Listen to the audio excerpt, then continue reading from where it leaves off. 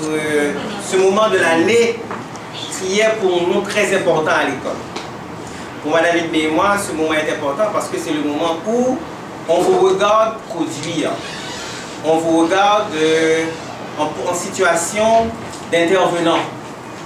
Pas seulement de personnes en train de recevoir quelque chose en classe et de répéter après le prof, mais de jeunes chercheurs, chercheuses. Donc je crois que c'est très important pour nous. L'événement du jour a un cachet particulier. Pourquoi? Parce que nos jeunes techniciens, Tadé Alvarez et Jean-Claude Michel, ont travaillé toute la soirée d'hier jusqu'à 9h du soir. Ils ont même fait des tests en appelant leurs camarades de classe. Je crois que Tachis a suivi quelque chose en direct déjà en test hier soir, non? Et ils ont fait des tests et notre présentation du jour est diffusée mondialement sur le net en direct. Donc nos techniciens ont fait le mise au point. Je crois que vous avez déjà des gens branchés. 9 personnes branchées. D'accord, donc nous allons commencer. Alors, il y a 3 sujets intéressants. Je vous demander d'être très attentifs. Il y a un premier sujet qui va intéresser certains enfants de seconde parce qui a un petit peu rapport avec eux. Un premier groupe essaie de voir lutte politique et instabilité sociale dans l'Haïti du XXe siècle. C'est vrai qu'ils vont essayer d'étudier pourquoi Haïti est traversé par des crises à répétition. Donc leur travail va être de nous expliquer. Donc je vais vous demander de suivre parce qu'il va avoir là-dedans en filigrane un cours d'histoire aussi que je pense qui est important pour les élèves de seconde qui doivent comprendre un petit peu Haïti. La deuxième intervention c'est un rapport à l'environnement. Donc on est après tremblement de terre, après cyclone Thomas, après choléra. Il y a un groupe de monde qui devait travailler sur le problème, défi que l'environnement a posé à Haïti. Le deuxième sujet. Et puis le troisième sujet, il y a un groupe qui choisit une entreprise, qui est la Brasserie nationale d'Haïti, la Brana.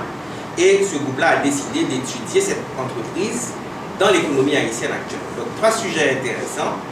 Le premier donc est plus politique et social. Et vous avez avec vous, pour cette présentation, Stardin Morancy, Alexandre Minos, Carl Ed Saintus et Ralph Derilus. Je suis surpris de me souvenir de vos noms. Ok? Non. Donc alors les voilà, on va les écouter. Bonjour, aujourd'hui mon groupe et moi nous présenter sur le thème lutte politique et instabilité sociale dans l'Haïti du XXe siècle. Nous allons tenter de remonter l'histoire pour essayer de comprendre pourquoi nous sommes dans une telle situation aujourd'hui. Haïti est un pays situé dans la mer des Caraïbes, dont la superficie est de 27 750 km². Le pays occupe la partie occidentale de l'île Hispaniola, appelée encore l'île d'Haïti. Ce pays jadis, connu comme la Perle des Antilles, et qui a ébranlé le monde en 1804 en réalisant une révolution anticolonialiste à la fois anti-esclavagiste, et aujourd'hui le pays le plus beau du monde occidental.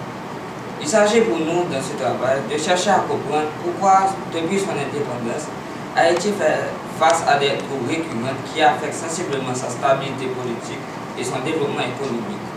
Nous allons tenter de remonter l'histoire pour saisir l'impact des événements sociopolitiques sur l'évolution dramatique de la première République noire indépendante. Après le 1er janvier 1804, Haïti s'affirme en tant que nation libre et indépendante. La révolution haïtienne, parce qu'elle est à la fois anticolonialiste et anti-esclavagiste, constitue à l'aube du 19e siècle une anomalie, un défi, une menace. Une anomalie parce qu'à cette époque, c'est la première république noire du monde. Nous sommes encore au beau milieu de la période coloniale. Un défi parce que cette révolution réalise dans les faits l'égalité prônée par la Révolution française de 1789, une égalité même sur le plan racial. Un défi parce que le modèle haïtien est dangereux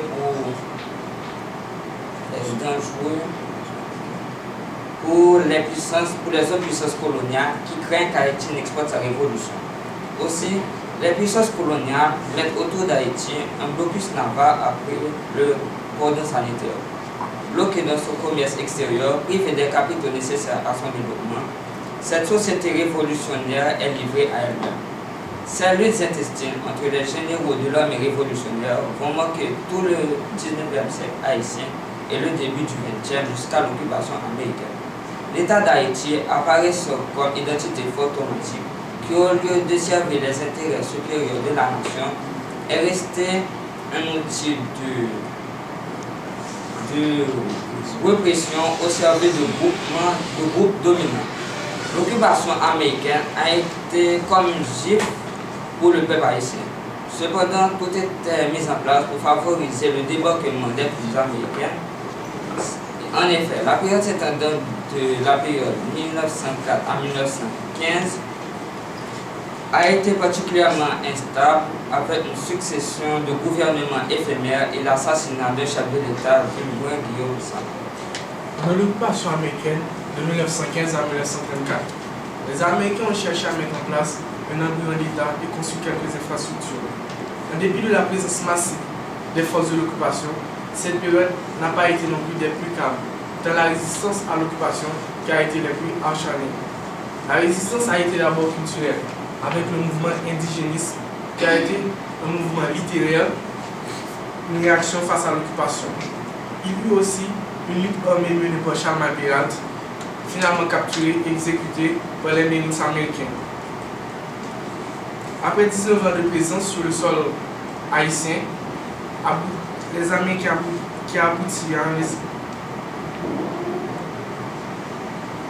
Après 19 ans de présence sur le sol haïtien, aboutissant à un désarmement de les campagnes et à une centralisation de l'appareil administratif d'État, est un État très, très loin des intérêts nationaux et populaires.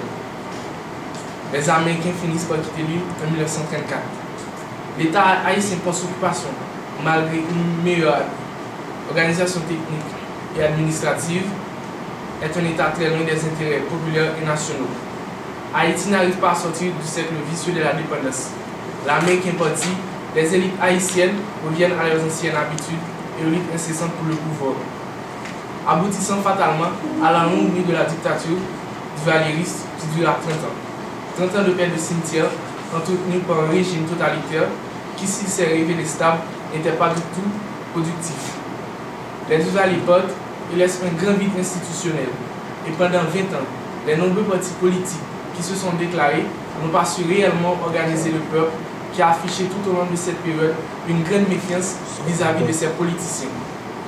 Après le départ des Duvalier, les élites intellectuelles et politiques, voulant divorcer avec les anciennes pratiques, décident de pouvoir la nation d'une nouvelle constitution. Cette dernière visait à réduire le pouvoir du président en séparant clairement le pouvoir en trois entités distinctes, le pouvoir exécutif, judiciaire et législatif. Cette constitution fut la base des premières élections honnêtes et libres à avoir été organisées dans le pays. Elles ont conduit au pouvoir les Simanigas. L'armée voit en ces élections une menace, décide de renverser le président élu. De nouvelles élections sont alors organisées, menant au pouvoir le prêtre Jean-Bertrand Aristide.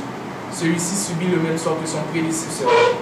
Entre-temps, l'international entreprenait déjà des démarches visant à éradiquer le phénomène des coups d'État de la région caribéenne et sud-américaine.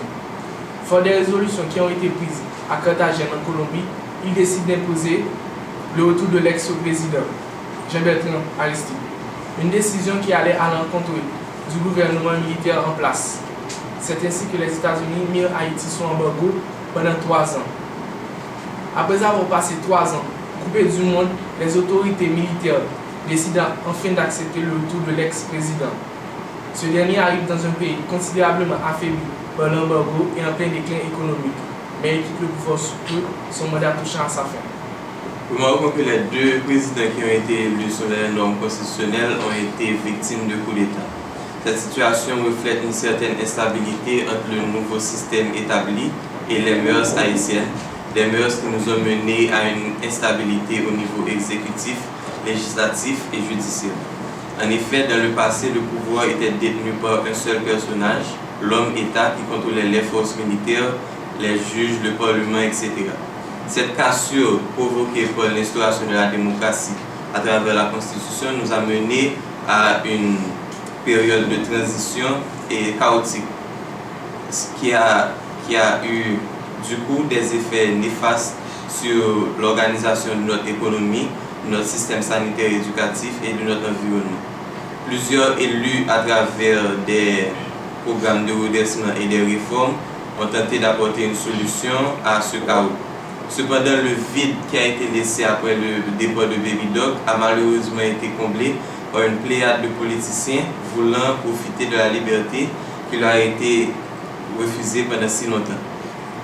Ces acteurs sont un peu de mots des amateurs, des gens qui, sous l'effet de l'émotion, ont voulu donner à leurs compatriotes une lueur d'espoir, mais ils n'ont pas pris le temps de s'organiser. Donc la situation est très simple. Après 3 ans d'embargo, le pays est en proie à de graves problèmes économiques, car pendant cette période, le commerce avec l'étranger avait été interrompu. Les prêts de la BID et de la FMI avaient aussi été suspendus, ce qui a réduit sur les recettes de l'État. L'économie étant affaiblie, l'État ne peut pas fournir des services de base simples tels que l'éducation et la santé. Il ne peut plus payer les professeurs et les médecins, ce qui conduit à une détérioration de notre système éducatif et sanitaire. Plusieurs milliers d'enfants ne peuvent plus aller à l'école. On assiste alors au développement d'une société majoritairement ignorante. Cette ignorance conduit au développement de maladies très graves et le système sanitaire affaissé par les faiblesses de l'État ne peut pas répondre au volume de soins demandés. Parallèlement, le peuple aveuglé par sa misère cherche un leader et s'embobine dans les promesses faites par des politiciens, de ces privilégiés malhonnêtes qui utilisent leur éducation pour exploiter le peuple. Arrivés au pouvoir, ces derniers aggravent la situation du pays, ne pensant qu'à leur intérêt personnel, et leur mandat se termine pour la plupart sur fond de vives protestations, enfonçant le pays dans l'abîme. Le milieu rural, les habitants du milieu rural, souvent marginalisés, ne pouvant pas répondre à leurs besoins économiques, ça donne à une coupe démesurée des arbres, ce qui explique l'état actuel de notre environnement. Devant une telle quantité de problèmes, la nation nécessite de l'aide de l'étranger. Cette aide nous est fournie sans réserve, cependant on ne constate aucun changement. C'est à se poser des questions sur la gestion de cette aide. Depuis longtemps, la relation existante entre Haïti et l'international a toujours été énigmatique. Cet État pauvre et en lutte permanente est devenu un pays dépendant de l'extérieur. Beaucoup de personnes se questionnent sur la situation du pays. Elle est en crise même avec l'aide internationale. Comme on l'a dit, dès le départ, le pays est endetté et marginalisé par les grandes puissances. Autrement dit, son développement est contrôlé. Haïti aurait bien pu s'en sortir. Il ne faut pas oublier qu'elle est à cette époque la perle des Antilles. Cependant, les îles trop occupées à s'entre-déchirer n'ont pas le temps d'organiser la nation. Ce qui fait qu'aujourd'hui, elle dépend en majeure partie de l'aide apportée. Haïti est dans une situation telle qu'elle ne peut plus garantir sa sécurité sans l'aide humaine. Certes, le soutien de l'international nous est une grande aide, mais elle peut être addictive dans la mesure où elle devient une partie intégrante du budget national. De plus, les hésitations et les alliances partisanes de certains membres de la communauté internationale renforcent la confusion et le chaos sur la scène politique nationale. Nous ne pouvons pas arrêter si nous avons besoin de l'aide internationale, car tant qu'Haïti sera un pays sous-développé, l'aide publique au développement sera incontournable. Le pays a donc besoin d'aide, mais avant tout d'un équilibre politique qui nous permettra de sortir de l'assistance humanitaire et d'attirer des investissements directs étrangers seuls capables de maintenir une croissance économique nécessaire au développement. Dans le cadre de notre exposé, nous avons questionné l'histoire du pays pour comprendre les raisons d'une telle situation. Les constats sont sans appel. Les élites n'ont jamais eu ni le temps, ni les moyens nécessaires pour mettre en place un projet national. Dès sa naissance, cette nation est marginalisée par les grandes puissances. La dette de l'indépendance, le blocus, n'ont fait qu'aggraver les difficultés de cette première république qui, dès le départ, est scindée en deux. Il était donc fort difficile que cette nation puisse s'épanouir et fasse partie des grandes puissances. Étant donné la situation du pays, on ne s'attend pas mieux de l'international que son aide. Mais cette aide n'est pas de grand secours dans un contexte comme le nôtre. Le pays étant déchiré de l'intérieur, il revient aux élites de s'organiser pour faire face à cet état chaotique et à l'État de forger un lien avec les masses populaires pour instaurer cette stabilité tant rêvée.